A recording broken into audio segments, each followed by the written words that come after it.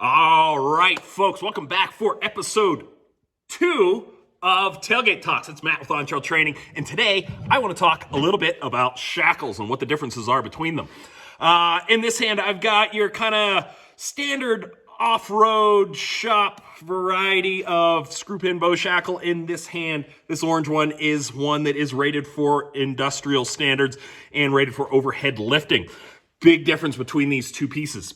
They may look very similar, but they are not. For your standard off-road shop, these don't fall under any sort of industrial standard, so they can be marked with this working load limit. See that right there, WLL, 4 3/4 tons. I don't know where this thing fails.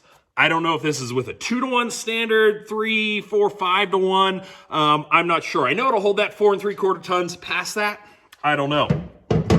This guy is rated for overhead lifting, and it's marked with a working load limit of 6.5 tons. For it to have that industrial rating, it needs to proof test twice that working load limit. It needs to fail, in this case, at 5 times that working load limit. So I've got a pretty strong piece in this hand. This hand, I'm not quite sure when this thing's gonna fail. These are also designed with ductility in them. That means that they are not just going to all of a sudden fail and shatter into a bunch of pieces. These are designed to stretch before they fail. So now I've got a visual indicator when this thing is about to fail. It'll start off this size and it'll grow and it'll grow and it'll maybe get about here before that fails. Now I can have somebody watching my rigging. They see that stretch start to happen. I can stop my pull. I can secure everything. I can start looking at some better ways of doing it.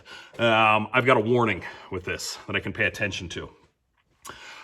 Any of these that are rated for overhead lifting, you're not going to find these at your 4-wheel drive shops.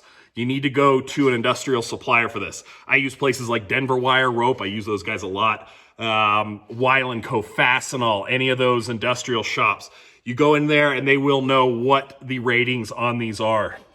Buy from a quality manufacturer. These ones come from a company called CM, Columbus McKinnon. I've got some around from Crosby, Campbell, Skookum, Van Beest, all very good manufacturers. They have to abide by that industrial standard of minimum 5 times. In this case, some of them I have are rated a little differently. What I want to look for on these, first I want to see this little CE right here. This is Certification Europa. It's kind of a European version of Underwriters Laboratory. They do a lot of testing of industrial products and all that good stuff. Here I see this was made in a good old USA, America. On the back side, I also have this 20 millimeter. In this case, this is a 3/4 inch bow shackle, most commonly referred to as. That millimeter marking is the measurement of the pin. Sometimes I gotta have a 3/4 inch 22 millimeter, and etc. Make sure that pin size is gonna fit your bumper before you buy some of these things. On the front side, I should see that 3/4 inch measurement of the bow right up here. This working load limit, this case it's a 6.5 ton. And I should see some sort of markings on the pin side as well. Sometimes it's a lot number. Sometimes it is a description of the materials used in it. We don't need to go too far down that rabbit hole. I do see these very commonly referred to as D-rings in the off-road world. This is not a D-ring. If I go to that industrial supplier and I ask for a D-ring, this isn't what they're going to come out of the back with. D-rings are typically used for chain. They can also be attached to like the deck of a trailer to tie down a vehicle with. Different product than this. This is called a screw pin bow shackle, or some circles you'll see it called a screw pin anchor shackle. Ask for the right thing. It's like walking into a gun shop and saying, hey, can I get a clip for my Glock? They're all going to know the names of this stuff. Very important piece.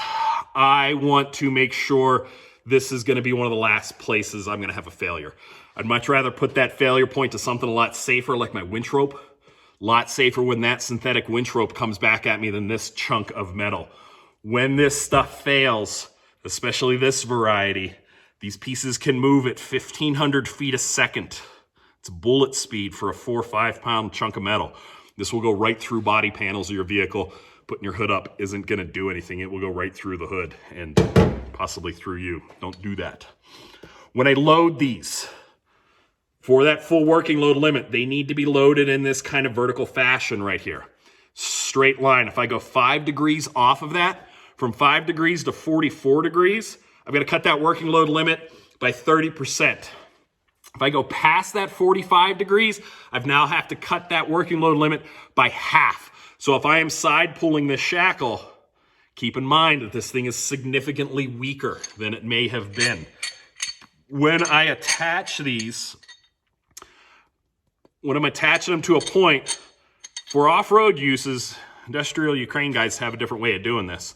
I want to snug down to finger tight and then back this guy off about 1/4 to 1/2 of a turn. As I put tension to this and pull it, this pin may rotate a little bit. And if it does that, I've already got it tightened, and I put a 12,000 pound winch on there and let that winch turn this pin, it's gonna tighten to the point where I can't get this thing undone in the field. This hole is designed to put a tool into and undo it. I have broken a quality screwdriver and punched the bumper undoing one of these. It hurts. Don't do it. If I back off that little 1/4 of a turn, I've now got a little bit of play in there where I can get this thing back undone. Industrial guys, your crane operators, will tighten this thing down and they'll actually do what's called mousing it. They'll put a tool in there, tighten it past there, and sometimes even some applications safety wire this thing shut. Little different set of circumstances than we're operating under. When I attach two of these together, if it ever comes up in the field, there are right ways and wrong ways to do that. I can attach these two bow to bow. These are the bows. That's where the strap is designed to go, but I can't attach bow to bow. I can attach pin to bow if need be. I never want to connect these two things together though, going pin to pin. What can happen are these eyes can start forcing the eyes of the other one apart, and I actually put that pin in tension and I can fail the device that way. Pay attention to these. Don't go for the cheapest option you got. It's worth the extra couple bucks. The 4-wheel shop variety, you'll probably find for 15 bucks or so. I find these a lot of places for like $17, $20. So only a couple dollars more. I know the failure point. I know it's a lot stronger. I know it has had to proof test that. And I can trust this piece a lot more. Hope this helps. Follow up for episode 3 of Tailgate Talk coming, I don't know, soon here. I got some time. See you guys out there soon. Bye.